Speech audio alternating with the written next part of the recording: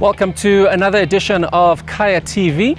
Today we are talking golf and we're visiting a Rand Park to chat to a lady from Mdantsane all the way in the Eastern Cape about her golf game. She's one of the latest up-and-coming talents and she's black.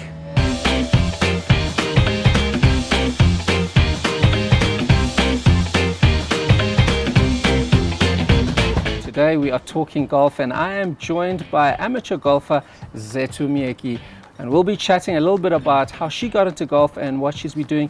Zethu, thank you so much for having us here at the lovely Rand Park. Before we get anywhere, congratulations. We hear that you won an event just recently. Please tell us about that first. Thank you for having me. This last weekend I played at Port Elizabeth Golf Club. We're playing EP Eastern Province Championships. It was over 54 holes, so we played 36 holes on Saturday and 18 holes on Sunday. After the first round I shot 69, and the girl who was leading, she shot 66. So I was like 3 shots behind going to the second round. Yeah. But I played nicely the second round because I came back with a 68. And the girl who was leading me, Kayuri, she came with she shot 70 in the afternoon. So we played together on Sunday because we were with the final round because we were both, she was only leading me by 1 shot because she was -8 and I was -7. So we played together on Sunday and yeah, I managed to keep it together and shot 71 and won by 6 shots because she shot 78. Yeah. Well done. Thank you so much. Sure, sounds like she fell apart and you, as you said, held it together. I mean, that's what is important. You've got to manage to keep it together. Yeah. And then while you guys were playing, there was also a tournament, the Joburg Open, for the women's pros out at Mdatsane at that time. And I'm sure some people might see it as parallel universe. You guys are playing, the pros are playing, but there's got to be a point where I'm thinking Zethu is thinking, I want to be pro. I want to be at Mdatsane winning by 8 shots or whatever it is on the final round. For me, turning pro, it's not something that I want to rush. I mean, I'm going to do it when the time is right. But for now, I'm still enjoying my amateur status. I'm enjoying it as playing as an amateur. Fantastic, and keep winning and keep doing well. Let's take a step back. Zethu from Mdatsane, as you tell us. A lot of people will be asking themselves, how does a girl from Mdatsane get into golf? Please tell us a little bit about your journey into golf. I started golf in 2007. I was doing grade 8. But the previous year, which was 2006, I was doing grade 7. So every time when I come back from school, I pass a soccer field and I used to see girls there hitting golf balls with a guy. But I was actually scared to go and ask what to do when I play.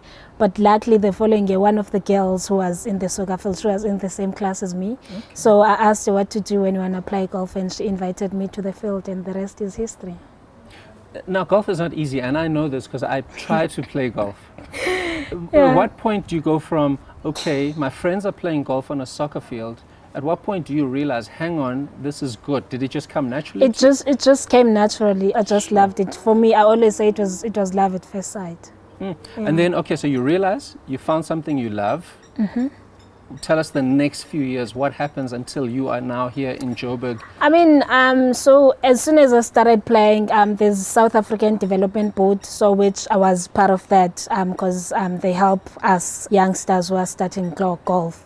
So I was in that program for quite some time. And then in 2010, I joined the NL St. Fencott Foundation.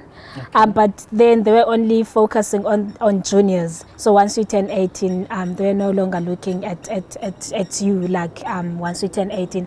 But then again, now they changed the whole program. Now they're more focused on seniors. So I managed to be part of them again.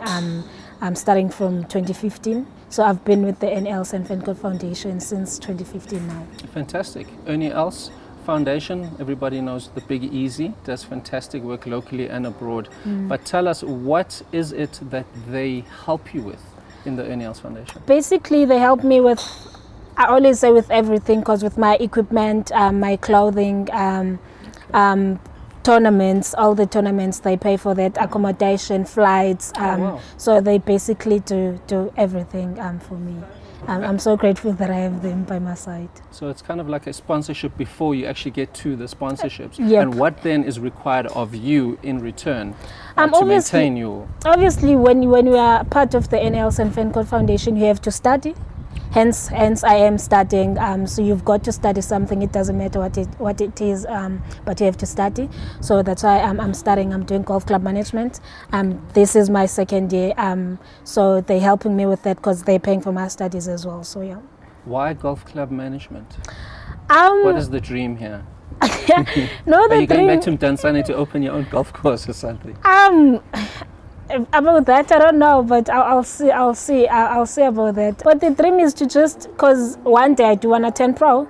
So if that doesn't happen, to have something to fall back on. So that's basically why I'm studying. Fantastic. And then let's talk about, I mean, we touched on at the start of the interview, black women in golf. We don't have enough black golfers, be it men, especially women. Is there a pressure whenever we have a black woman golfer, the whole world or the whole of South Africa is like, here we go, is this the one that's going to go and do great things? Do you feel that pressure? There is pressure, definitely, because I mean, you play with most people and you play nicely and they expect you to turn pro or something, which is, for me, that's not the case. You can't just turn pro without having any sponsorship. It's definitely a pressure, but I mean, I've got a great support, so I know how to handle all of that. So yeah. Okay, so you, as you said at the start, pacing yourself, not rushing into anything, Yeah. and you're handling the pressure well. Yes. Now, you spoke about support. Tell us a little bit about the support structures, because you're from Mdantsane, you've now ended up in Joburg. A little bit of the people behind the scenes that help you and support you? Yeah, I'm from Mdatsane, and I mean at East London Border Ladies Golf, they were supporting me ever since I started playing. And then Eastern Cape Academy of Sports, because I was also going to the gym and they were supporting me. My coach Michelle De Vries, they back at East London, Melanie Gopen, my life coach. Now I'm in the elite squad, Women's Golf South Africa. Elite squad. So we've got camps there, we've got psychologists, we've got nutritionists. It's just a great support. And I mean, to Judy, the lady that I'm staying with I mean, she opened her home for me. So it's such a great thing, and I'm so honored. And then a final one before we wrap it up, and once again, thank you for your time. A message to the youngsters, people, little girls out there who might be thinking, maybe I should take up golf. What advice would you give them? You need to be very patient. This game is all about patience.